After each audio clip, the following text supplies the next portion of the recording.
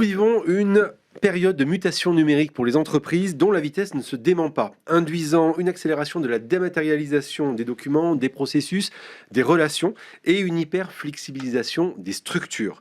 Et dans un monde où tout se fluidifie, où le rapport au travail change, où le cloud est la pierre angulaire de l'invisibilisation informationnelle, quelle place pour l'humain? Que deviennent les métiers? Pourquoi et comment le management devrait-il changer? Et quelles solutions mettre en place pour que humain et numérique soient chacun à leur juste place? En clair, quelle place pour l'humain dans la transformation numérique des organisations?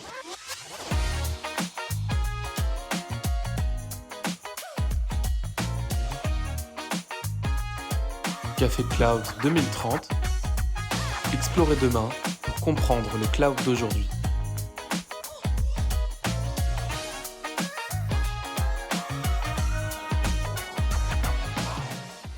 Bonjour, je suis Damien Douany, bienvenue dans ce troisième épisode de Café Cloud 2030 par OuDrive, une collection de podcasts qui interroge l'impact du numérique sur la société. Et à mes côtés aujourd'hui pour parler de ce sujet, de cette question que je viens de poser, j'ai deux invités. Bonjour Alexandre Pachulski. Salut Damien. Alex, vous êtes docteur en informatique, cofondateur de Talentsoft, auteur, conférencier et désormais scénariste. Absolument. Beaucoup de changements de vie. Et de l'autre côté, ou plutôt à côté de vous, pardon, et de l'autre côté de la table pour moi, Alain Garnier. Bonjour Alain, vous êtes serial entrepreneur, fondateur et président de la suite collaborative logicielle Jamspot. Bonjour Damien, bonjour Alex. Salut. Et merci à vous deux donc d'avoir accepté mon invitation pour ce sujet. Alors ce sujet, vous l'avez noté, l'émission s'appelle Café 2030. Donc a priori, on va faire un petit bond dans le temps dans un premier temps. Donc l'idée, c'est d'explorer un peu justement ce qui va arriver pour comprendre aujourd'hui les changements qu'on peut avoir. Alors on va se positionner quelques minutes en 2030 justement. On prend la DeLorean, on se place en 2030 quelques minutes. Les entreprises ont très majoritairement, voire quasiment toutes, dématérialisé leurs infrastructures, leurs outils, leurs documents, comme je disais en introduction. Pilule rouge, ça s'est mal passé, où l'humain n'a pas trouvé sa place. C'est quoi les conséquences pour vous, d'après vous? 2030, pilule rouge, ça s'est mal passé, l'humain n'a pas trouvé sa place. Les conséquences que cela peut avoir. Si on est vraiment sur une vraie bonne pilule bien rouge foncé, on est un peu dans un schéma en fait quelque part à la Matrix. C'est-à-dire que ce qui se joue aujourd'hui, c'est une montée en puissance de la technologie en général, de l'intelligence artificielle en particulier, avec un humain qui est challengé dans un certain nombre de ses activités. Et tout l'enjeu, c'est de faire valoir ce qui revient vraiment à l'humain. Et si la pilule rouge est avalée et qu'on a du mal à faire valoir notre spécificité, notre singularité humaine, on va se rendre compte que si l'humain maintient ses activités robotiques, les robots vont le faire mieux que les humains. Et donc on est un peu dans cette optique à la Matrix, où l'humain fournit finalement le courant pour des machines qui gèrent un petit peu tous les pans de la société, et en particulier le travail. Et on pourrait arguer qu'en 2030, ce sera mieux géré parce que ce sera peut-être plus, soi-disant, rationnel, si tant est que les machines étaient bien entraînées, que ça réponde bien aux objectifs des puissants qui, ça tombe bien, ont les corpus de données qui servent à entraîner les machines dans la direction dans laquelle ils veulent les entraîner. Et bref, l'humain pourrait être totalement asservi. Ça, c'est dans le mode pilule rouge. Donc l'asservissement. Alain, l'asservissement aussi en 2030 si la pilule rouge est Alors, avalée. on commence par la pilule rouge, on Oui. commence par la face nord, le côté pas cool de l'histoire. Je vais plutôt aller sur la question de l'empilement des sollicitations. On est des enfants au départ, par exemple dans le numérique du mail. Il y en a qui ont voulu enlever le mail d'ailleurs. Tu vois très bien à quoi je veux faire allusion à l'époque où les réseaux sociaux devaient supprimer le mail. En fait, ils sont venus se rajouter. Et donc, si en plus tu rajoutes effectivement toutes les notifications sur les smartphones, en 2030, évidemment, on est tous dans le métavers avec des lunettes connectées. Et donc, tu as 100 000 sollicitations par minute qui te disent va à gauche, va à droite, fais attention à ça, mange pas ça, fais attention parce que ça, tu as déjà pris ça hier et donc tu es déjà un peu sous lucide. Et puis, au niveau du travail, il te reste 27 secondes pour finir et 12 secondes pour répondre à Damien. Dépêche-toi, Alain, dépêche-toi, réponds à Damien. Tu vois, par exemple, là, j'ai une IA qui vient de me dire ça dans l'esprit parce qu'il fallait que j'aille vite te répondre. Bah ça, je pense que là, effectivement, on sera dans une logique de burn-out un peu généralisée, parce qu'on aura empilé à un moment donné les sollicitations, et que ça, l'humain, au bout d'un moment, je pense que c'est pas très très bon pour lui, et il est asservi effectivement à nouveau, mais par la sollicitation, même pas par un grand plan. Alors, on va passer par la pilule bleue maintenant, la phase sud. On va mieux, on respire. Alors justement, pilule bleue 2030, tout s'est bien passé, tout écosystème confondu, ça s'est bien placé, la place de chacun s'est bien trouvée. Qu'est-ce qu'on a bien fait pour que ça arrive justement? Qu'est-ce qu'on a bien fait? Moi, sur le bienfait, j'aurais tendance à dire qu'au moment où les pétitions ont commencé à naître sur les dangers éventuels, encore une fois, de l'intelligence artificielle, qui n'est qu'une petite partie de toutes les technologies à disposition, on s'est fait suffisamment peur, à tort ou à raison, pour se poser les bonnes questions. La seule bonne question: comment a-t-on envie de vivre ensemble en tant qu'être humain? Et cette question du fameux faire société qui a été très galvaudé, dont on parle finalement bien trop peu, elle a été enfin adressée au niveau politique, adressée par les entreprises qui sont plutôt regroupées en communautés d'individus mus par une envie commune de faire ceci, de faire cela. Au niveau individuel, éducatif, on s'est dit mais finalement, c'est quoi le but de la vie et des quelques 100 ans qui nous sont alloués? Et en répondant à ces questions-là, on s'est enfin rappelé que la technologie, l'intelligence artificielle n'était là à la base que pour nous aider, nous supporter dans l'exécution de notre projet sociétal, collectif, individuel. Et on a remis la technologie à sa juste place et on vit plus heureux, voulant dire plus aligné avec notre ambition humaine. Alain, la phase sud. Alors la phase sud, elle est effectivement plus agréable. Ben déjà, en 2030, la technologie a amené de la productivité, ce qui nous permet effectivement aussi tout simplement d'avoir plus de capacité avec moins de ressources. Il ne faut pas oublier qu'on a la dimension écologique. Il y a la qui nous question attend. des ressources, Voilà. oui, bien sûr, qui sera à prendre en compte. Tu as parlé des métiers, moi je suis très sensible à ça, c'est-à-dire qu'en 2030, effectivement, la question des savoirs des métiers, y compris ce qu'on appelle les frontline workers, les gens qui sont au plus près du terrain, ont un métier qui est reconnu, et justement avec leur savoir qui remonte dans le numérique, alors aujourd'hui qui sont très coupés. Pour le télétravail, il s'est vraiment massivement généralisé, que c'est plus une question un peu passionnément pas du tout, et puis très cadenassée comme aujourd'hui avec des règles qui n'en finissent pas. Au contraire, on a compris l'intérêt de ça pour la vie perso. Et tout ça, et c'est là où je rebondis exactement sur ce que dit Alex, c'est tout ça pour finalement plus de liens sociaux, et le fait qu'on donne plus de place à ce qu'on est nous dans notre relation que le temps qu'on donne nous aux machines. Voilà, l'inversion, elle est là. C'est-à-dire que quelque part, la productivité dont j'ai parlé au tout début, elle est au service des machines pour les machines plutôt que nous pour les machines. Voilà ce qui s'est passé. Et effectivement, on a une société plus apaisée. Alors, pilule bleue, pilule rouge, on verra bien ce qui va se passer. On n'est pas des devins, mais c'est intéressant de voir un peu vos analyses. On va faire un retour maintenant à aujourd'hui, où nous en sommes, et on va essayer de comprendre un peu le chemin qui pourrait se passer, les points d'aiguillage, les différents, on va dire, points de bascule que l'on va peut-être rencontrer sur notre chemin. On va se donner quelques marqueurs chiffrés. Alors, je lisais les enseignements du baromètre de la maturité digitale 2022 du MEDEF et du BCG, qui disait que 73% des entreprises ou des chefs d'entreprise ont mis en place de nouveaux outils de communication et de travail collaboratif ou ont l'intention de les conserver. Il y a une dématérialisation de certains processus comme la relation client. Ils renforcent leur présence en ligne.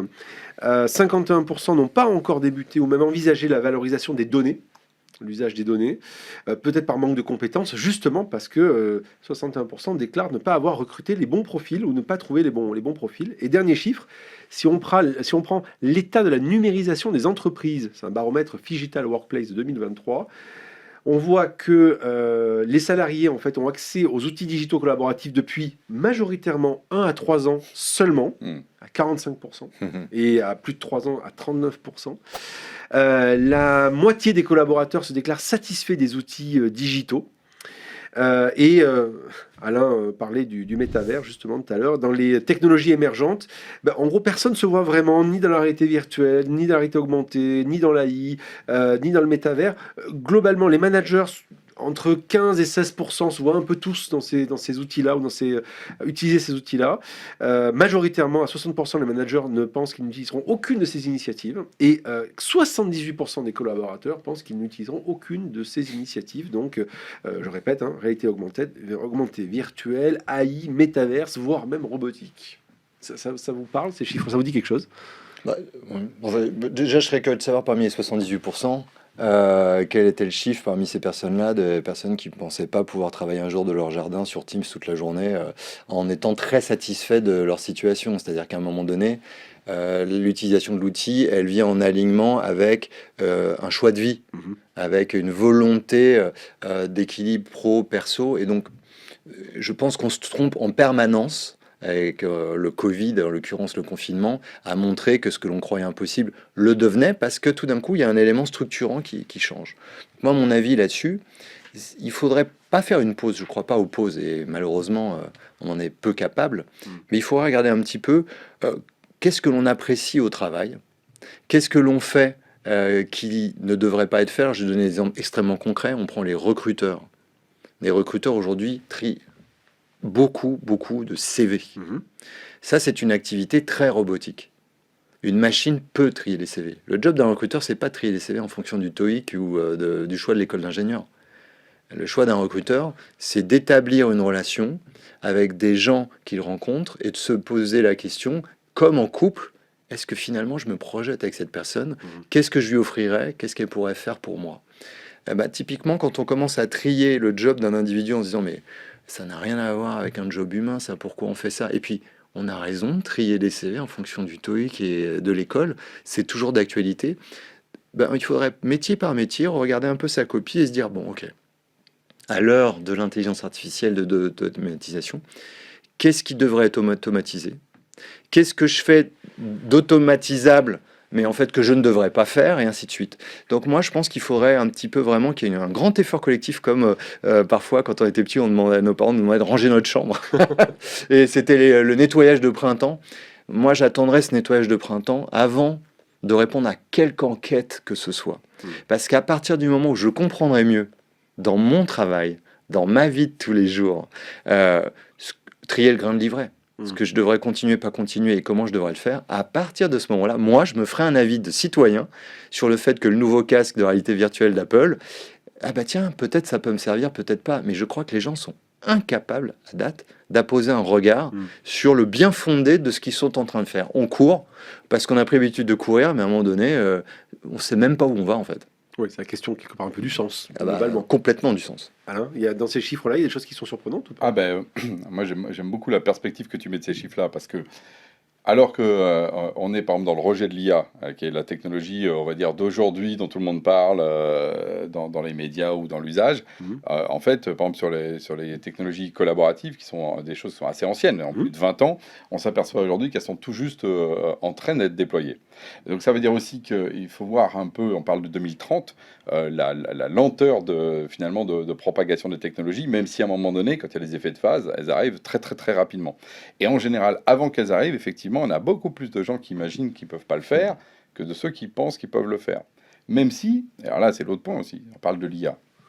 Qui n'a pas utilisé aujourd'hui un GPS pour aller quelque part? Un GPS, c'est quoi? C'est une représentation double, donc dual, ce qu'on appelle un jumeau numérique du monde. Donc on n'est pas très loin du métavers quand même quelque part, parce que dans lequel, quand tu es dans Waze, tu vois carrément les autres voitures qui sont à côté de toi, donc tu as bien un jumeau numérique que tu utilises. Donc tous ceux qui ont dit qu'ils n'utilisaient jamais un métavers, faut qu'ils arrêtent le GPS. Et en plus, avec une IA qui te dit tourne à droite, tourne à gauche, alors que toi tu sais très bien que d'habitude tu vas plutôt à gauche et tu vas l'écouter à droite, parce que tu te dis ouais, peut-être il y a un bouchon. Donc en fait, tu as confiance dans son optimisation. Donc si je reprends ces deux perspectives, je pense que les managers en fait sont vraiment, à mon avis, et les dirigeants ont vraiment un rôle clé pour montrer pourquoi c'est utile. Pourquoi, à un moment donné, ça peut effectivement transformer les choses au-delà des préjugés. Parce que là, on parle de préjugés. Des gens qui disent « j'en veux pas » alors qu'ils l'utilisent déjà. Si tu dis à quelqu'un « écoute, moi, je ferai jamais de voiture » alors que tu le vois au volant, tu lui dis « écoute, t'es pas très cohérent ». Donc là, c'est mon histoire de dire. Donc, je pense que enlever ces préjugés, on va dire, sur la grande masse, mais c'est peut-être aussi parce qu'il y a des grandes peurs. Mais regarde, Damien, tu as commencé par quoi? Nous faire avaler une pilule rouge. Je ne veux pas t'en faire reproche, hein, c'est juste pour dire, tu vois, on a commencé d'abord par voir les problèmes qui pourraient nous arriver, plutôt que de se dire, tiens, en fait, c'est quoi qui est intéressant par rapport à ça? Et c'est normal, on est construit comme ça. On est construit comme ça, et quelque part, ça construit ces logiques de préjugés qu'on a ensuite par rapport aux technologies. Et puis un jour, on les découvre, et tout d'un coup, on dit « oh, ben finalement, c'est pas mal ». Et c'est là où, quand tu parles de ranger sa chambre, c'est un peu ça. C'est que quand tu ranges ta chambre, tu t'aperçois que tu avais des jouets que tu n'utilisais plus, et qui n'étaient pas si mal.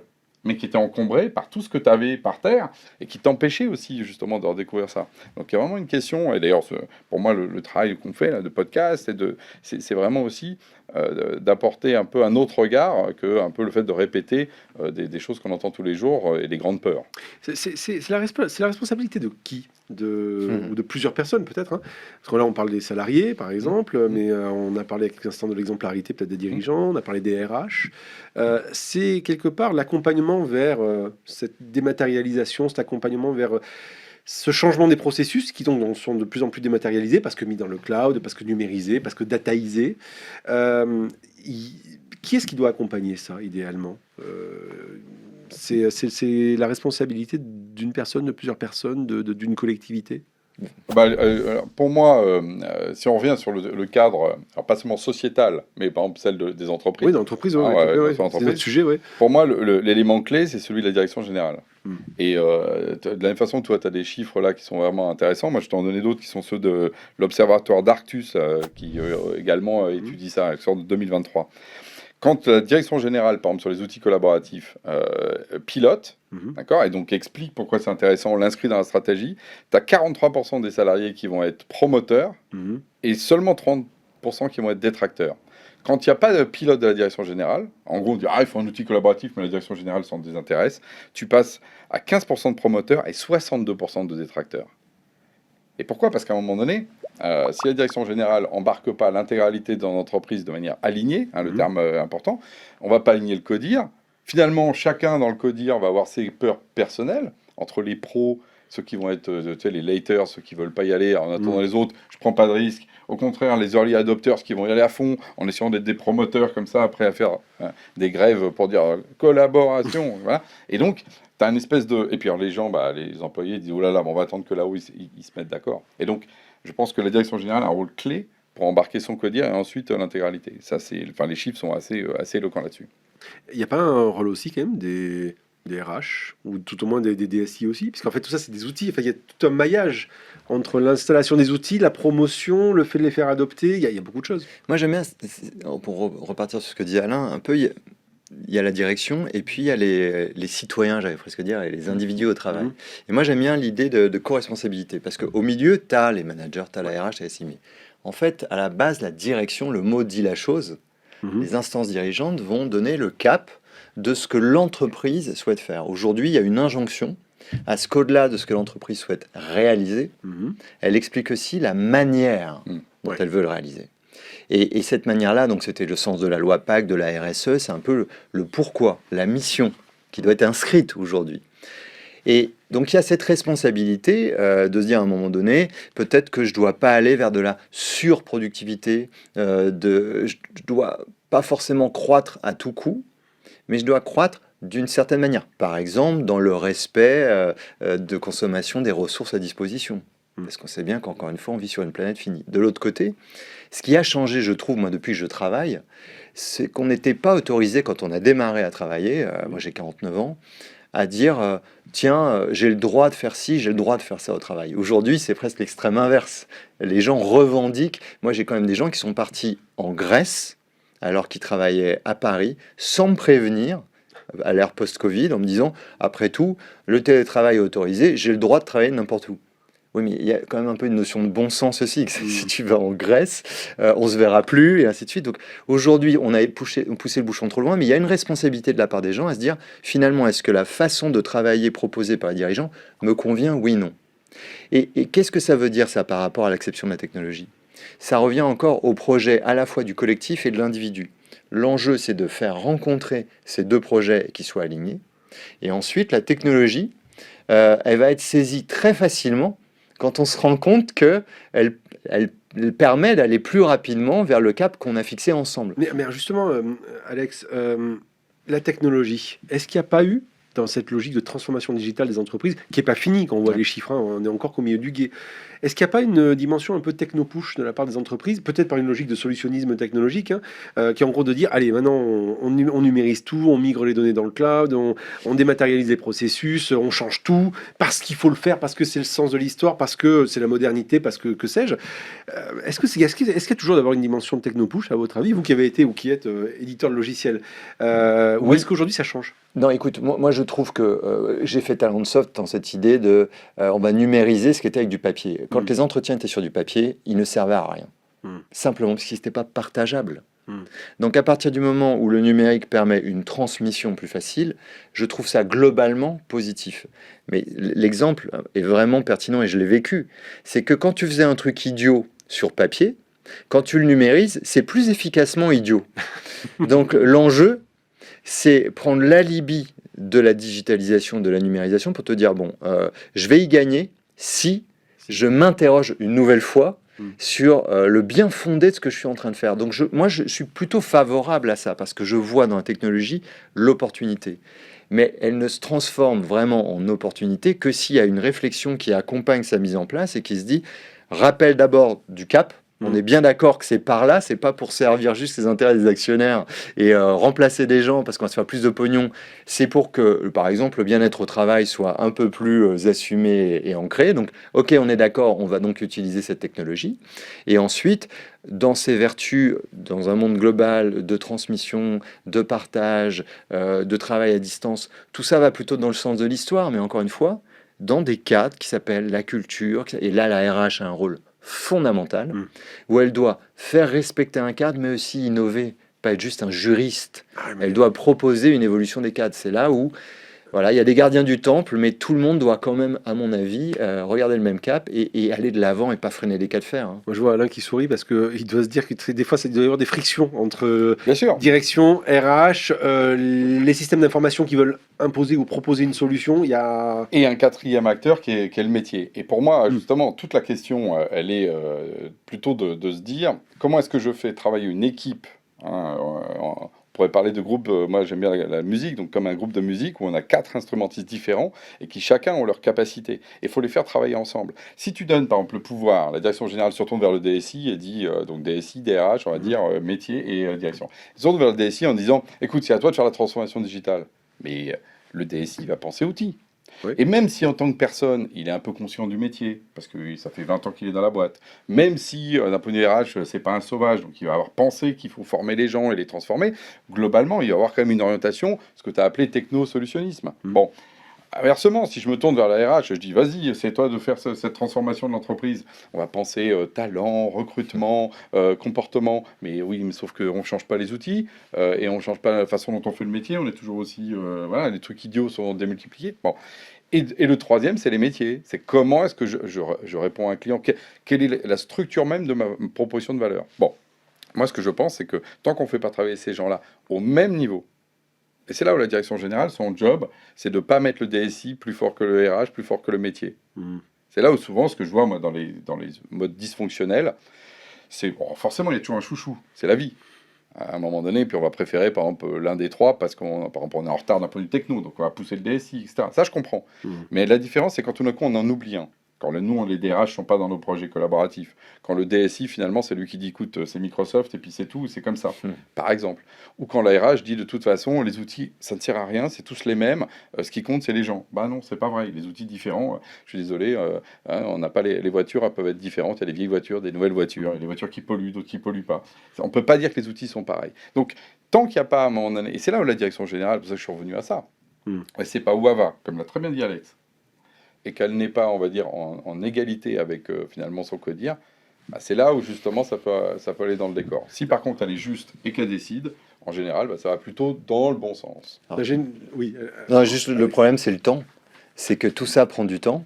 Et ce qui m'est arrivé, c'est que pendant ce temps où on essayait de faire les choses correctement, je donne un exemple trivial, bah, tu as les gens qui ont juste un smartphone, WhatsApp, et qui s'organisent sur WhatsApp pendant que nous, avec la direction de je ne sais quelle entreprise du CAC 40. On fait mais des dizaines de réunions sur la sécurité des données, pendant que les mêmes personnes concernées n'ont pas l'outil qui va bien, ils font le groupe WhatsApp à côté, et en fait, tout s'organise sur WhatsApp, et tu te dis, tout ce que je viens de faire, de toute façon, est par terre, parce que ça y est, ils viennent d'adopter un usage.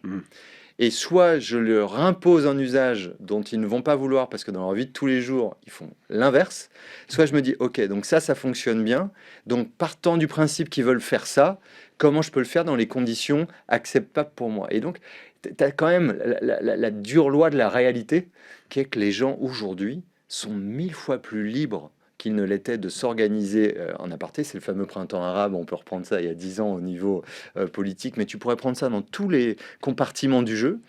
Et donc, comment tu combines ces temps très différents où un groupe se crée en une seconde et tout le monde se met dessus, et des cahiers des charges qui parfois prennent 3 ans à être écrits, quoi. J'ai une phrase justement à vous donner, je vais vous la montrer, vous allez me dire ce que vous en pensez. Je vous la lis. Avant, on disait métro, boulot, dodo. Maintenant, c'est Zoom, Slack, sieste. Le travail est toujours bien réel, mais on le trouve de plus en plus dans le cloud. Elle est très jolie. Après, c'est dommage, il y a 2 marques qui sont américaines. D'abord, encore une fois, moi j'aime bien cette idée, parce que je vieillis et on a à peu près le même âge, je pense, de regarder maintenant les choses sur le temps. Quand t'es gamin, une semaine, c'est le bout du monde. En fait, on se rend compte que 5 ans, ça passe hyper vite. Là, on est un peu en crise. Donc, en fait, on se cherche. Dieu merci, ce Zoom, Slack, sieste, c'est vrai, mais c'est peut-être vrai déjà une journée par semaine. Puis c'est peut-être vrai pendant 5 ans. C'est vrai jusqu'à ce qu'on se dise comment j'ai envie de travailler, vraiment. Et je pense qu'on est en train de voir des gens qui ne supportaient pas le mode de l'entreprise et qui ont vu dans, on va appeler ça le télétravail, mais ça évidemment c'est très impropre, hein, parce que c'est pas ce que veut dire le télétravail, mais c'est un tampon. Ils ont vu leur liberté, enfin, ils n'étaient pas obligés de devenir indépendants, ils pouvaient rester salariés et faire ça. Et de l'autre côté, il y a des gens, j'ai un de mes potes, il est dans une boîte pure remote, ses boss sont à 3000 km. Lui, il ne demande qu'une chose, c'est ramener son équipe tous les matins dans un WeWork parce qu'ils n'ont pas voulu de bureau. Et résultat, parce qu'ils sont contents qu'en se retrouvant le matin, prenant leur café, ils réfléchissent ensemble. Donc en fait, c'est plutôt, je crois, c'est le panel des possibilités, notamment offert par la technologie, et se ramener aux desiderata des gens et comment ils peuvent travailler ensemble, pas chacun dans leur coin avec leurs desiderata personnels. Et quand on va se ramener à la boussole collective, tout va se remettre dans l'ordre, et ça, Zoom, Slack, sieste, ce sera peut-être vrai pour une personne le lundi après-midi, mais tu verras que le mardi, il retournera au bureau, il sera très content. Alain ? Ah bah écoute, j'ai senti que... Ah mais parce que moi, bon déjà, le fait que ce soit des marques américaines, je vais juste... voilà, vous connaissez mon attachement. Vous l'avez énervé là. À la question du rééquilibrage aussi de ce marché numérique, qu'il ne soit pas juste porté par les boîtes américaines. Voilà, ça c'est dit. Alors, et donc, visio, notif, et moi je vais pas dire siège, je vais dire épuisement. Tu vois. Et quand on le lit comme ça, cette phrase, parce que métro, boulot, dodo n'est pas un truc positif. Et donc, visio, notif, épuisement, et non pas la sieste qui donne le côté un peu farnienne sympa. Et je trouve que ça veut dire quelque chose. Tu sais, on est parlant de ma pile rouge de tout à l'heure. Et je pense qu'effectivement, la question, c'est que si on le voit d'un point de vue individuel, et qu'on rentre dans des visios, on ne sait pas pourquoi, on a des notifs à n'en plus finir, et que du coup on est épuisé, c'est parce qu'effectivement, on n'est pas dans une logique collective. Moi, je pense que la question, en particulier sur les outils collaboratifs et le cloud, c'est comment est-ce qu'on arrive à avoir des gestes métiers qui soient effectivement à la bonne vitesse par rapport au métier qu'on fait, et non pas à la question d'espèce d'excitation qu'on voit, et que ça, effectivement, c'est à l'entreprise, si je reviens là, de créer les règles pour que celui qui envoie 17 notifs à la minute ne soit pas considéré comme celui qui travaille plus. Que la question, c'est quel est l'output réel que tu fais de ton job, qui soit mesuré, et non pas, encore une fois, l'espèce d'effervescence que tu fais dans ton entreprise avec les outils, enfin, les capacités numériques, pour aller justement à quelque chose qui produit. Et ça, par exemple, combien je vois de chefs d'entreprise qui n'ont pas pris ça en compte, et qui pensent que celui qui envoie un truc à 11h en répondant sur son smartphone, c'est un mec qui bosse. Moi, je pense que c'est quelqu'un qui est en train de s'épuiser. Donc, c'est là où il faut, à mon avis, repenser cette notion-là de finalité collective du métier, et non pas d'excitation par le numérique. Juste, vous savez de qui est cette phrase, en fait, à votre avis? Non. Non, en fait, c'est ChatGPT à qui j'ai demandé un avis sur le sujet de notre podcast du jour. Il est incroyable, Chat. Et donc, ChatGPT m'a sorti cette phrase, justement, pour brièvement, parce qu'on pourrait rester des heures sur le sujet, sur la question de l'intelligence artificielle, il faut quand même un peu l'aborder. Je sais que c'est un sujet qui est cher à Alexandre, puisque tu as fait un livre d'ailleurs sur le sujet. Est-ce que l'IA, c'est un élément qui justement va venir bousculer encore plus cet équilibre ou cette question de la dématérialisation avec l'exploitation des données, ce qu'on disait tout à l'heure, pilule rouge, pilule bleue, comment ça va venir se positionner là-dedans? Moi, j'ai fait de l'IA il y a 25, donc dans les années 90, lors de la préparation de ma thèse, donc il y a très longtemps avant les ChatGPT et compagnie, parce que pour moi, c'était le meilleur alibi pour l'humain, une nouvelle fois, de se poser la question de savoir qu'est-ce qui revient vraiment à l'humain et qu'est-ce qu'on pourra confier à la machine. Et donc aujourd'hui, il y a un stress, au sens presque anglo-saxon, un stress test, parce qu'on a le sentiment qu'on va pouvoir faire à peu près tout et n'importe quoi, donc ce qui est quand même assez rigoureusement faux. Ce qui est vrai, c'est que chacun d'entre nous va probablement pouvoir solliciter ChatGPT sur un pan spécifique de son activité. On est Pas avocat. un oracle. Non, Pas non, un non. oracle On est avocat et magique, journaliste, il y a de la recherche. Je parlais des scénarios. Mm. Moi, j'ai pas de copain ou de copine que je puisse déranger 24 heures sur 24, 7 jours sur 7, à chaque fois que me vient une idée. Avant, j'avais Google. Je pouvais faire des recherches. ChatGPT vient pas remplacer mes potes scénaristes. ChatGPT vient remplacer Google. Et je vais poser la question différemment. Et je vais avoir des réponses qui, d'ailleurs, vont devoir être discriminées, puisque régulièrement, je m'aperçois d'idiotie. Donc, le truc nouveau, c'est qu'on a le sentiment qu'on est tous impactés. Je pense que ça, c'est assez vrai. Ce qui est assez faux, c'est le sentiment qu'on va peut-être pouvoir être remplacé, ça, c'est faux. Le fait qu'une voiture soit autonome à 99%, en fait, elle ne l'est pas. Il y a un chauffeur dedans, mais il fait plus que 1%. En fait, dans nos activités, ChatGPT vient nous aider. Il y a l'alibi qui est excellent, c'est l'alibi de la discrimination. Dès qu'on utilise ChatGPT, il faut se dire, déjà, est-ce qu'il vient de me dire est vrai?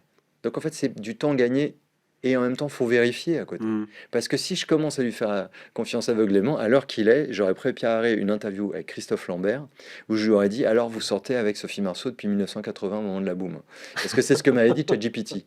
Donc autant ChatGPT est capable de développer des pans entiers de code informatique, autant est capable de dire un truc, voilà, une idiotie comme ça. Mais en fait, si je prends tout pour argent comptant, et on revient à Damasio qui dit de toute façon, qu'est-ce que je fais de l'information qui vient de donner, et que l'éducation, c'est savoir quoi en faire.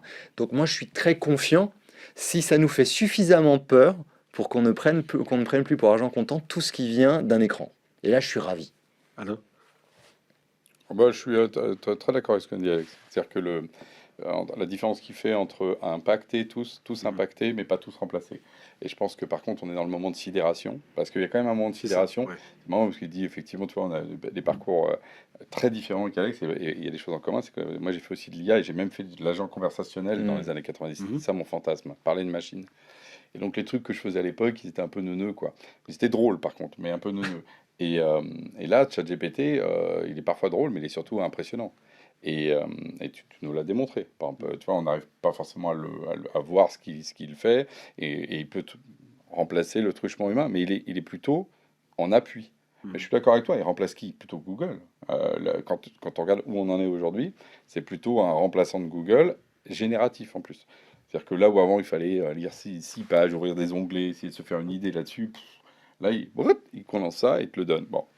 Donc c'est Google qui est en danger avec ChatGPT. Mais pour le c'est pas salarié, nous. Moi, je me sens pas en danger à cause mais de pour le ChatGPT. salarié n'est pas forcément en danger à partir du moment où sa direction a bien compris que le remplacer par ça était une erreur, et à la fois que le salarié a compris, mais c'est une question aussi de culture, d'acculturation, le fait qu'il puisse gagner du temps avec ce genre d'outil. Et la productivité, mais ça, dans ces cas-là, il faudrait revenir à tout. Tous les éléments de productivité se déversent dans 2 dimensions. Une dimension, en fait, tu prends la voiture versus le cheval, ou ChatGPT par rapport à Google. Soit, effectivement, on fait plus et avec le même nombre d'humains, soit effectivement on a moins d'humains mais qui vont aller faire autre chose. Voilà. Et donc il y a toujours ces 2 moments. Et chaque entreprise, finalement, au sens choisit en fait la trajectoire qu'il a. On peut choisir à un moment donné, parce qu'on a par exemple des actionnaires qui disent bon, bah, on va en profiter, on a des gens qui font du SEO, bah, on va baisser en qualité, ChatGPT va nous remplacer 10% de nos effectifs. Mais on peut dire, bah, justement, on va monter en gamme et vendre plus cher, parce qu'en fait, ce qu'on va faire, c'est qu'on va produire 2 articles au prix d'un, et dans ces cas-là, en fait, on gagne avec les mêmes personnes. Donc, il faut pas oublier que le choix de productivité, de ce qu'il donne sur le champ économique, c'est une décision, ce n'est pas une conséquence. Mhm. Et ça, on le dit peut-être pas assez. Ouais. Alex. Moi, j'aimerais être provocateur une seconde, et je m'excuse par avance pour tous les gens que je vais blesser, mais j'ai régulièrement en ce moment affaire à des néo-assureurs, à des gens qui vendent des télécoms et autres. Et quand j'essaye de parler à quelqu'un, je ne peux plus parler à personne. C'est soit j'ai déjà des prompteurs et on va finalement me faire basculer vers quelqu'un, ou alors j'ai quelqu'un au téléphone, mais je ne parle pas à quelqu'un. Je parle à quelqu'un qui lit un script. prompteur. C'est pas tout à fait pareil. Les gens qui lisent des scripts, et quand tu leur dis non, j'ai essayé de faire ça, et ils t'interrompent. Ils te disent non, mais allez débrancher la prise. Non, mais je l'ai fait. Allez-y maintenant. Honnêtement, ils vont être remplacés, eux. C'est à 100%. C'est sûr. Pourquoi? Parce qu'ils sont déjà dans un job de robot. Mhm. Et donc, il vaut mieux le faire faire par un robot. Parce que c'est déjà le cas. Et la question que pose Alain, c'est on n'aurait pas mieux à faire que de demander à cette personne de lire un prompt. L'humain est à ce point-là rabaissé que c'est tout ce qu'il puisse faire. Et donc la question qui se pose, c'est est-ce qu'on considère que moi je vais rester, là c'est un cas réel, je vais rester avec ce néo-assureur parce qu'à la fin de la journée, je peux parler à des gens Mhm. et qui vont me répondre à des problèmes. Ou alors, à l'inverse, je vais pas y rester en disant, de toute façon, moi, j'ai pas besoin d'humains, donc à la limite, je vais dans une boîte qui fait que de l'IA, ce sera plus assumé, ça coûtera moins cher. Et donc, à un moment donné, c'est un choix de vie. Quand est-ce qu'on a besoin de parler à un humain? Un médecin fera peut-être des diagnostics moins bons qu'une IA demain. Mais je suis pas sûr d'avoir envie de me faire annoncer une mauvaise nouvelle par une IA. Et donc, on revient toujours à ce choix de la société. L'argent, la productivité, tout ça, c'est bien, mais je veux me faire annoncer les mauvaises nouvelles, je veux gérer mes problèmes avec qui? Des machines ou des humains? Alors justement, tiens, on va se parler des questions de l'impact de tout ça sur les humains. On a commencé déjà à l'aborder, on a vu que quelque part qui était à la manœuvre, plusieurs personnes, hein, la métaphore du groupe de rock. Je vais vous faire écouter une direction, enfin, comment dirais-je, un audio d'une personne qui est David Boulestin, qui est le directeur au sein des activités conseil RH chez Sopra Steria Consulting. On va l'écouter. Pour gagner l'adhésion des salariés, nous avons la conviction qu'il faut agir sur deux volets. Il faut pouvoir définir, partager et faire approprier le sens de la transformation. Il faut également préparer la transformation en mettant en œuvre toutes les conditions requises, les compétences, les people nécessaires à son exécution. Second point, la préparation de la transformation. Nous sommes convaincus qu'il faut pouvoir mettre à disposition les compétences et les contenus pour assurer sa mise en œuvre. Il faut également créer, animer des communautés fortes et agiles et favoriser une émulation positive autour du projet et du parcours de transformation. Il y a pas mal de buzzwords, mais Alain, ça a l'air de te convaincre. Alors justement, ce qui est hyper intéressant, c'est que, alors je suis désolé hein, pour celui qu'on vient d'entendre, quand on entend ça, on a l'impression que c'est bullshit, voilà, et pourtant c'est totalement vrai. Il se trouve que par exemple, tous les phénomènes de gamification, d'engagement, de ce qu'on peut appeler d'ailleurs des phénomènes de gadget, de storytelling, par exemple qu'on a dans les outils collaboratifs pour embarquer les gens dans une vision commune, c'est ce qui marche. Quand on prend, parce que nous, notre métier, c'est justement de faire aussi ce qu'on appelle les intranets. Hein, voilà. Quand les intranets sont descendants, où on dit juste les choses, le taux d'engagement est très très faible et les gens n'adhèrent pas. Quand par contre, on leur demande d'interagir par des petits sondages, par le fait de savoir, eux, ce qu'ils auraient préféré A ou B, dans le fait de faire des quiz, voilà, et bien tout d'un coup, là, ils s'engagent dans la direction. Donc, c'est intéressant, c'est que j'ai envie de dire oui à tout ce qui a été dit, peut-être avec pas autant de novlangue, qui crée aussi, alors là, pour le coup, une vraie rupture avec les gens qui disent, mais... Un rejet éventuellement? Ah ben, un vrai rejet. C'est pour ça que moi, j'étais très ambivalent à entendre ça. C'est-à-dire que je pense que le fond est bon, et la forme, justement, nous envoie à quelque chose qui n'est pas forcément ce qu'il faut raconter aux gens si on veut qu'ils nous suivent. En gros, il faut le faire. Il ne faut pas employer des termes comme ça. Alex? Oh bah, pareil, je m'excuse auprès de cette personne-là. Je suis malheureusement très d'accord avec Alain parce que moi, j'en peux plus. Moi, j'ai stoppé quoi. Au bout du 4e buzzword, j'ai arrêté parce que ce discours de consultant, et en plus, je dis ça au sein de Talentsoft, Dieu sait que j'en ai fait des discours comme ça. Donc, vraiment, c'est pas un reproche vis-à-vis de cette personne-là. C'est juste que moi, ça s'arrête. Voilà, j'en peux plus pour une raison simple, c'est que je n'y crois plus. Ça, c'est superbe, mais ça me fait presque penser, c'est cette pub du panda qui replie. En fait, pourquoi? Parce qu'on a quand même vécu, encore une fois, le Covid au milieu. Et on se rend compte que la transformation, parfois, ce sont des chocs.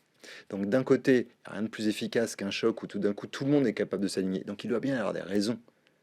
Et de l'autre côté, il y a un mot qu'on n'a pas assez prononcé, et ça m'énerve quand je l'entends pas. Ce sont les managers. Parce que je vais faire volontairement, je veux dire, quelque chose de bébête, à rebours de tous ces discours de consultants bien construits, qui, encore une fois, je suis d'accord, ça a du sens, mais moi, j'en peux plus. C'est que finalement, les managers au quotidien, c'est eux qui sont avec leurs équipes, les managers de proximité, qui sont avec leurs équipes, et qui sont capables de, normalement, comprendre un cap expliqué par une direction, à qui on va vraiment... Voilà, il faut faire confiance aux managers dans leur capacité à comprendre ce que la direction, que ce soit des RH, SI, général, a envie de faire, et comment ça va se retranscrire avec les gens qui sont là, pour de vrai. Et ce qui m'ennuie dans ces discours-là, qui sont très top-down finalement, sous couvert de choses bottom-up, collaboratives, parce qu'en fin de compte, à la fin de la journée, des équipes ne se ressemblent pas. Et l'application d'une idée dans des équipes très différentes, justement, c'est ça qui est intéressant, et ce qui fait l'humain. Ça va se traduire de façon très différente. Ça s'est vu, par exemple, avec le télétravail post-confinement. Et ce sont les managers qui étaient les mieux placés, qui le sont, qui le resteront, pour savoir, ça peut se faire avec mon métier, mon équipe, ça peut pas se faire, ça peut se faire dans ce contexte économique, ça peut pas se faire.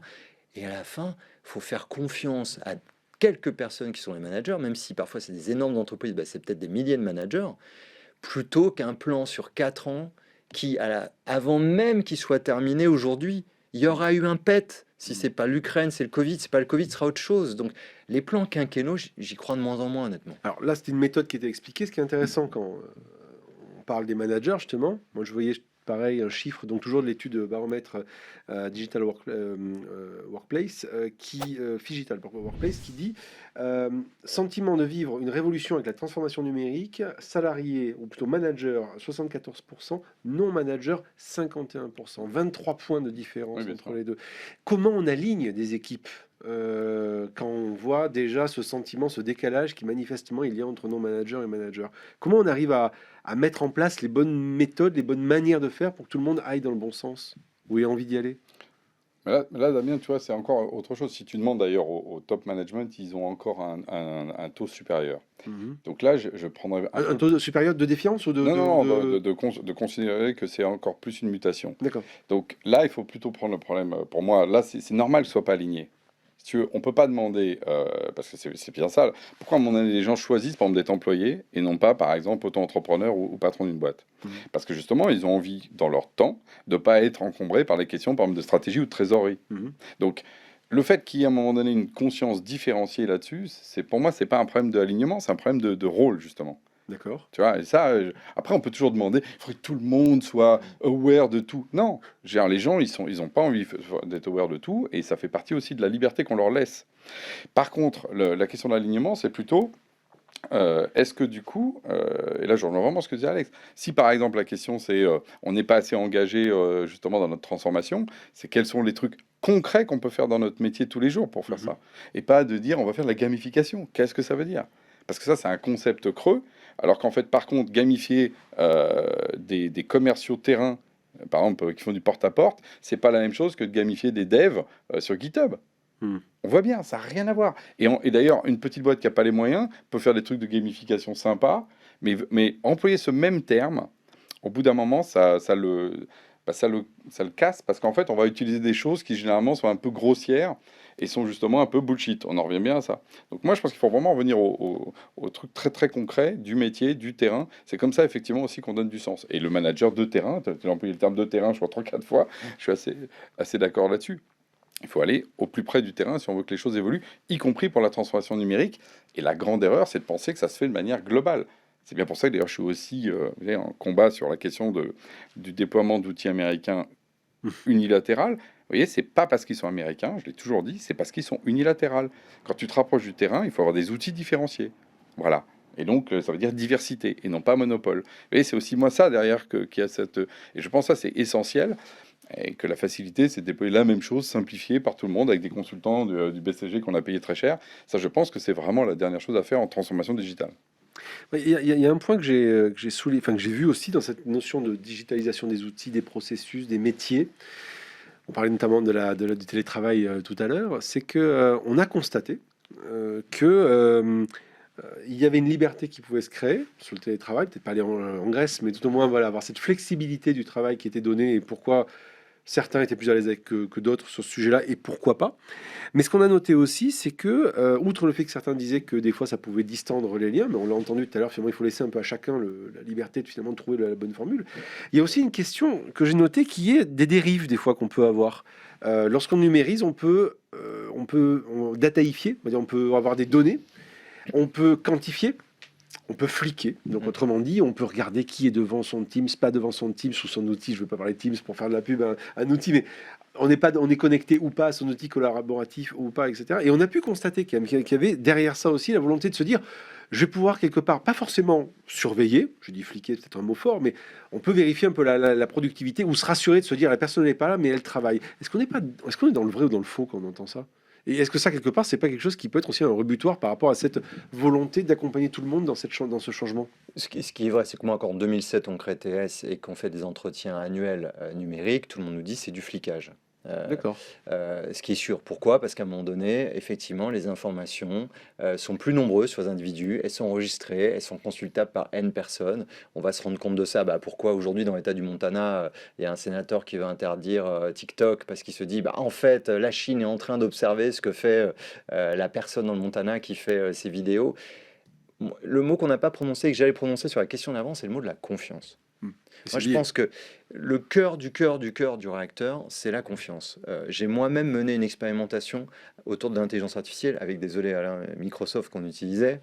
On veut utiliser le graphe pour avoir plus de données sur les gens et être capable de détecter des aspirations des gens qu'ils n'exprimeraient pas au travail. En disant, en fait, si tu as quelqu'un qui lit tout ce qu'a trait au web design, qui passe son temps dans des réunions de web design qui n'ont rien à voir avec son boulot, peut-être qu'en fait, on pourrait lui proposer un truc autour du web design alors qu'il n'ose pas nous le dire parce qu'il dit, ça sert à rien, vu que c'est pas mon job, on me le fera pas. Donc ça, c'est un exemple très concret. Donc moi, j'ai demandé à mes propres collaboratrices, collaborateurs, est-ce que vous êtes OK pour me fournir vos données? Et là, alors que c'était un message qui venait d'un des fondateurs, et pour le coup, j'ai mis le défaut, mais j'avais plutôt la confiance des gens, d'emblée, la défiance a pris le pas sur « Oh là là, non, parce que qu'est-ce que tu vas en faire ?» Et donc, c'est le même problème que quand t'es parent. Tu peux fliquer ton gamin. Mais si tu n'as pas créé les conditions de la confiance, si tu lui as pas donné confiance en lui, si il n'a pas ta confiance, tu pourras fliquer ce que tu veux, ça va dans le mur. Et c'est la même chose au niveau d'une famille ou d'une société. Si une entreprise ne bâtit pas les solutions de la confiance, elle ne pourra pas les mettre en place. Et je l'ai vécu. Et crois-moi que ça m'a fait très mal humainement. Donc déjà, oublie ta techno, ça ne marchera pas. Et deuxièmement, si tu n'as pas la confiance des gens, c'est bien plus grave qu'une histoire d'outils. Ça veut dire qu'à l'instant où tu leur fais part de difficultés, où tu leur fais part d'une nécessité plus forte de s'engager pour obtenir quelque chose qui sera mieux pour eux, tout ça sera refusé en masse. Donc le cœur de tout notre débat, c'est comment je crée un climat de confiance dans l'entreprise et pourquoi les gens n'y croient plus ou sont dans une telle défiance. Et ça, c'est pas du travail de techno. Par contre, ce que je sais, c'est que quand tu crées ce climat de confiance au niveau d'un couple, d'une entreprise ou de la société en général, l'adoption de la technologie, là, elle a vraiment une efficacité et elle retrouve du sens, en fait. Je vois Alain se sourire, ça... Pas mieux, moi, je suis... tu sais, moi, j'avais noté ce mot confiance, parce qu'effectivement, je pense qu'il est essentiel, et qu'on ne peut pas bâtir une société sans confiance. Et le terme de flicage, en fait, il apparaît quand en fait, il y a de la défiance, et donc on n'a pas confiance. Parce que sinon, de toute façon, là, il est devant son outil collaboratif ou pas, tu sais, quand les gens sont dans leur bureau, tu vois, il est devant son ordi ou pas, il est descendu 10 fois fumer une clope. Il n'y a pas besoin d'outils pour savoir... Oui, mais ça rassure de voir peut-être la personne se dire, elle est là. Donc, Oui, mais c'est pas... Alors... Tu sais, nous, par exemple, on a une proposition. Nous ce qu'on fait, c'est qu'on a un métavers 2D pour avoir des bureaux virtuels.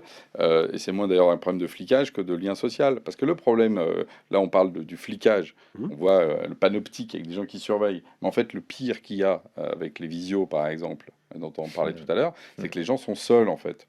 Oui, C'est donc ça le pire. c'est du lien sans être du lien finalement. Et voilà, et que la question c'est à partir de C'est quand du le lien qui lien éloigne. devient du flicage. Donc c'est-à-dire que tu vois, à partir de quand le fait d'être avec ses collègues parce que tu cherches du lien, en fait ils voient que tu es là donc ils te fliquent. C'est là où il y a une question à un moment donné où ça peut devenir une espèce de perversité de la pensée à penser ça. Mhm. C'est-à-dire, je suis avec mon équipe parce que justement moi je suis content d'être avec eux et pas parce qu'ils vont surveiller du fait que je sois là. Et ça c'est vraiment la question centrale, c'est la confiance. Voilà. Et à partir du moment où on est en confiance, on va plutôt au contraire créer du lien social, non pas pour être fliqué, mais simplement pour être avec les autres. Mais est-ce que ça veut dire que pour donner les conditions de la confiance, il faut que d'un point de vue des acteurs qui doivent mener cette transformation que vous avez décrite tout à l'heure, il doit y avoir une sorte d'éthique de la transformation numérique qui doit être sous-jacente? Mais l'éthique, elle n'est pas sur le numérique, elle Ouais. est sur le business et sur ta culture d'entreprise. Mm. Je veux dire, si en gros tu te sers du fait que quelqu'un n'est pas venu un jour parce que tu veux le virer parce qu'il n'est pas compétent, par exemple, voilà. Après, il faut pas s'étonner, parce que j'ai vu des cas comme ça, qu'après, évidemment, dans une culture comme ça, qui est toxique, en fait, les gens vont être en défiance en permanence. Et c'est pas le numérique. Le numérique va être que la conséquence, encore une fois, de l'éthique que tu as mis sur ton business. Donc, pour moi, la question de l'éthique, elle est ramenée au niveau de la culture de l'entreprise et de son business. Et puis la confiance, c'est quoi? C'est la confiance de la présence, ce qui est extrêmement français, cette notion de présentéisme, Mhm. ou c'est la confiance du résultat. Moi, quand j'ai commencé à bosser, donc j'avais 23 ans, il y avait un consultant, justement, j'étais dans le mode de conseil, qui laissait sa veste sur la chaise pendant qu'il allait, mais pendant 3 heures ailleurs, pour faire croire qu'il était quelque part dans les bureaux parce qu'il a laissé sa veste. C'est pas numérique comme solution. Non, Mais- c'est très simple. Hein, Mais c'est et tu sais, c'est très maintenant- low-tech. Hein, maintenant, mais... tu peux la traduire numériquement. En fait, c'est quoi le problème? Le gars se disait, je vais être jugé sur ma présence et pas sur ce que j'apporte à l'entreprise. Moi, je vais te dire autre chose. Alors, pour le coup, je l'ai prouvé, j'étais en soft. Mais quelqu'un, s'il veut prendre tous ses vendredis après-midi, mardi matin, 4 jours par semaine, mais moi, à la fin de la journée, ou plutôt, plus exactement, je ne tombe pas de la journée, à la fin du trimestre, du semestre, de l'année, si il a fait le job que le collectif attendait, mais tant mieux si c'est un génie et qu'il sait faire en 1 heure ce que d'autres font en 10, ça veut dire quoi sinon? Il faut que je le punisse, il faut qu'il soit là 10 heures quand même et qu'il produise 10 fois plus pour le même salaire. C'est autre chose. Donc moi, à la fin de la journée, c'est est-ce que les gens sont au rendez-vous de l'attendu et la confiance, elle est plutôt là. Tu m'as dit que tu seras à Marseille ce soir, comme dans un couple, encore une fois, désolé, mais il n'y a pas de grande théorie sans petits exemples, ce que disait Armand Actuel. Donc il faut s'en tenir à ça. Si je t'attends à Marseille et t'es pas là, on a un problème. De savoir qu'après, tu t'es bien arrêté 4 fois pour aller faire pipi, que tu as bien mangé ou t'avais... Mais je m'en fiche, je te retrouve le soir. Donc le temps long, les rendez-vous, la confiance dans le résultat, l'attendu, la manière, mais pas la présence. Et après, le numérique, ça va suivre. Hein. Alors après, à la fois pour rebondir sur ce que dit Alex, mais peut-être apporter un autre regard là-dessus, c'est qu'en projetons-nous en 2030. Aujourd'hui, les gens ne sont pas payés quand tu as un CDI par rapport à la performance en tant que telle. Mm. Ils sont payés justement à un coût horaire. Hein. On est encore sur une logique horaire. Alors c'est discutable. En fait, en vrai, il y a tellement d'ajustements qu'en vrai, c'est un jeu de dupes. Parce qu'en vrai, on sait très bien que c'est plus justement un temps, on n'est plus à pointer. Mais il y a quand même ça dans le contrat de travail. Et à l'inverse, quand on est en auto-entrepreneur, consultant, freelance, etc., on est payé à l'objectif. Voilà, et non plus, alors des fois au TJM, mais souvent à une tâche. Donc, moi, ce que je vois, c'est qu'on voit bien qu'il y a quand même encore 70% aujourd'hui du corps social qui est plutôt CDI, contrairement à ce qu'on dit, qui a plutôt tendance à se maintenir. Mais quid en 2030? Si on pousse le trait de ce que dit Alex, finalement, c'est la performance qui compte. À un moment donné, effectivement, il y a des gens qui vont passer en mode non plus horaire, mais en mode objectif. Mhm. Voilà, donc, et pour justement maximiser aussi leur temps, ou maximiser leur réussite, voire maximiser les nombres de boulots qu'ils peuvent avoir. C'est, je pense, une rupture de notre société qui pourrait arriver, un peu comme la banquise, qu'on ne voit pas arriver, puis un jour ça fait crac.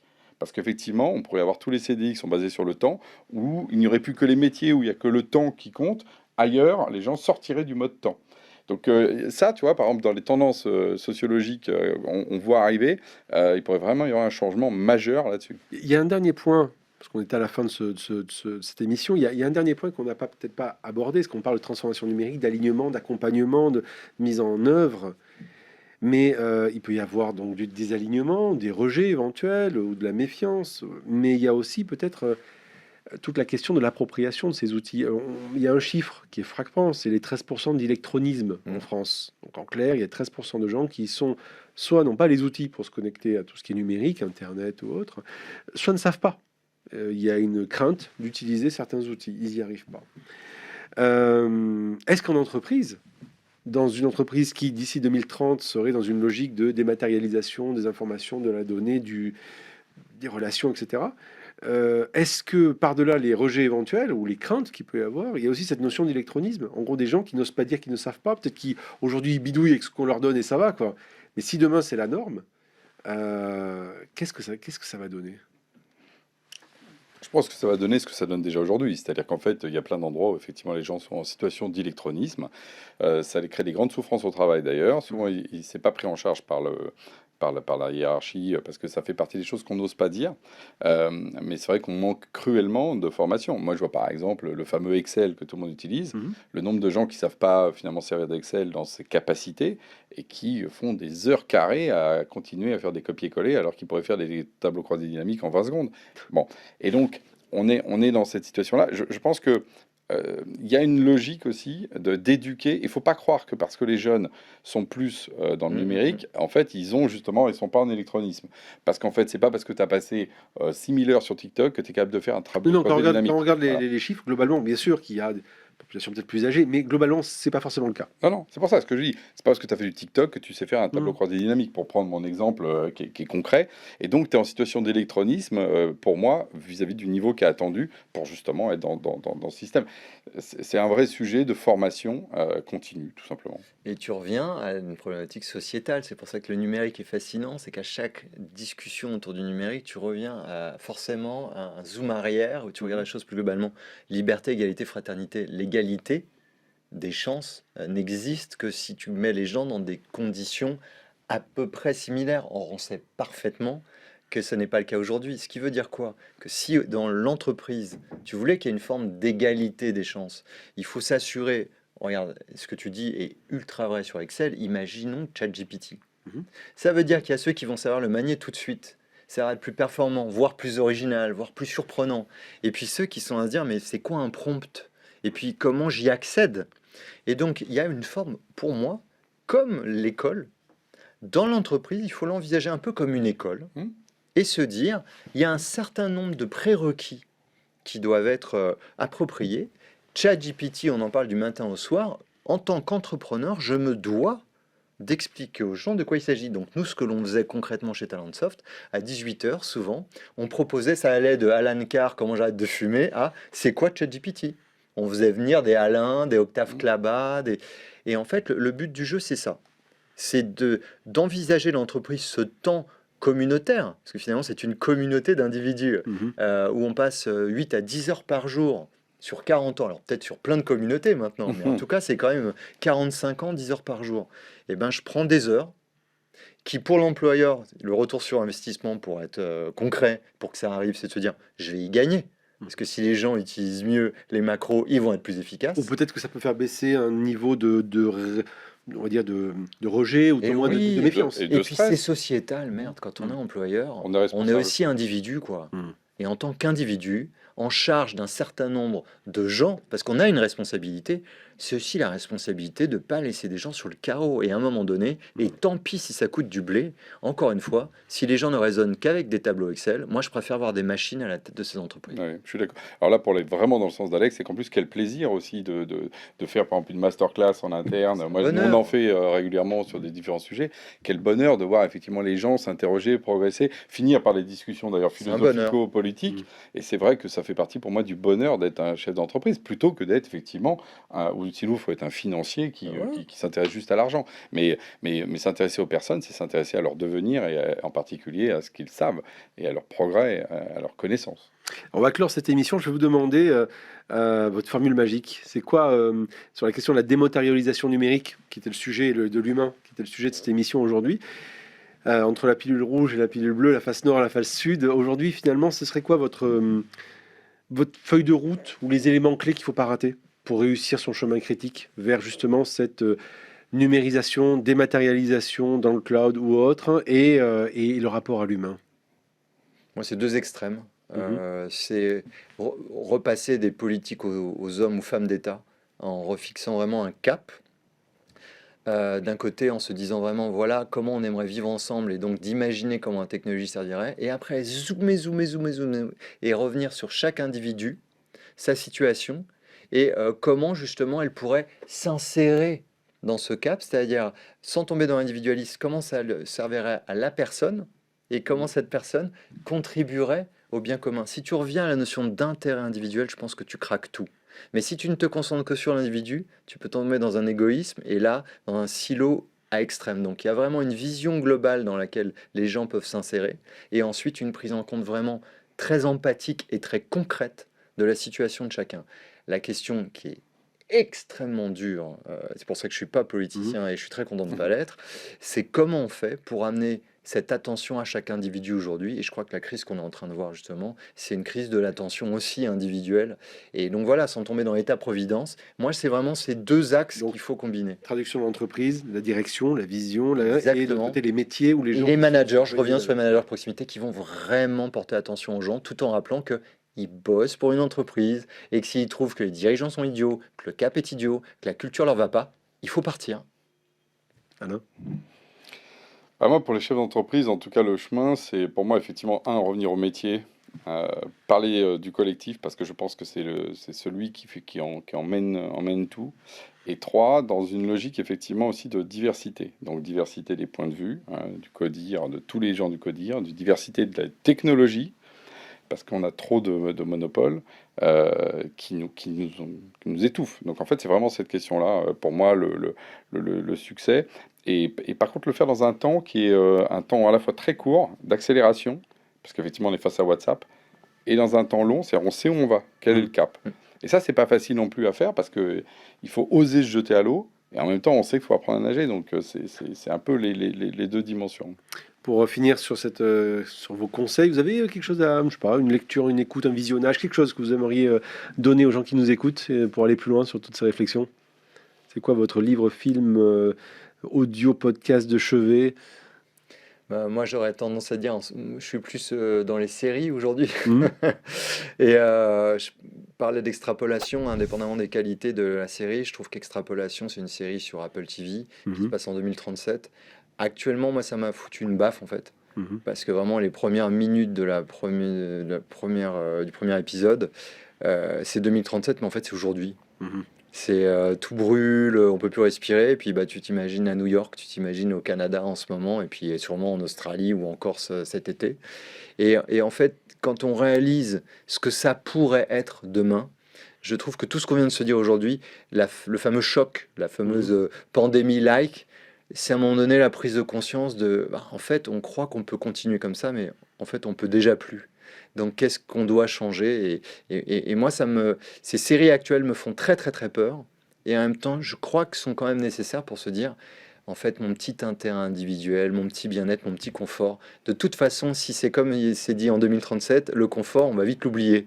Donc, vaut mieux renoncer un tout petit peu aujourd'hui pour mieux vivre demain que renoncer à rien. Donc, c'est vrai que moi, c'est ça aujourd'hui qui me colle des baffes. Ce sont ces séries d'anticipation qui sont plutôt des dystopies, mais prises dans l'autre sens. Ça peut faire la politique des petits pas individuels. Et ça, je crois aux petits pas de Pierre Rabhi, au colibri, je crois à ça. Et ça peut aider finalement ces dystopies. Alors Moi, je vais revenir à un truc plus prosaïque. Moi, je conseille toutes les études, tu en as cité plusieurs. Tu vois, celle qui sort là, sur Darctus 2023, qui donne vraiment un état justement de la transformation digitale des entreprises, et on voit les grands signaux pour les entrepreneurs. Et puis, je me permets de faire un peu d'auto-promo. Moi, je fais mon petit live tous les vendredis à 15h. Bonjour les spotters, où j'éclaire le numérique. Endroit? Justement, il est publié. Alors, je le fais sur Twitch maintenant, parce que c'est le plus sympa pour faire des lives, je trouve. Ouais. Et ensuite, je le podcast juste après sur LinkedIn à 15h tous les vendredis, parce que c'est aussi une façon de rester oxygéné avec ce monde du numérique, où je parle de tous les sujets plutôt d'actualité, mais qui éclairent le monde de demain. Voilà, moi, je vous cite, après tout, moi aussi, je m'applique ma question à moi-même. Je vous conseille d'aller voir sur Apple TV Severance. Excellente série sur le monde du travail et la dystopie autour justement de la machinerie, on va dire, de l'homme dans la machine, très particulière comme série. Allez la voir, elle est hyper intéressante. Merci beaucoup à vous deux. Je vais finir par une citation, tiens, justement, de Juliette Funès, dans une publication récente de la revue Philonomiste, et pas Physionomiste, Philonomiste, où justement elle parlait du rapport de l'humain et à la machine et le monde du travail. Elle disait, pour se sentir actif, encore faut-il avoir la capacité de prendre des risques, de pouvoir répondre à la question du sens de ce qu'on fait et d'évoluer dans un climat de confiance pour passer à l'action. Si certains s'inquiètent de l'IA qui rivalise avec l'intelligence humaine, je m'inquiète davantage de l'intelligence humaine qui s'artificialise très vite dès lors que l'on ne peut répondre à ces 3 conditions. Voilà. Un point très intéressant pour aller regarder. Vous cherchez Juliette Funès, philonomiste dans Google. Alexandre Pachulski, Alain Garnier, merci d'avoir été mes invités. C'était très intéressant, Merci très très riche. Et puis à très vite pour un prochain épisode de Café Cloud 2030.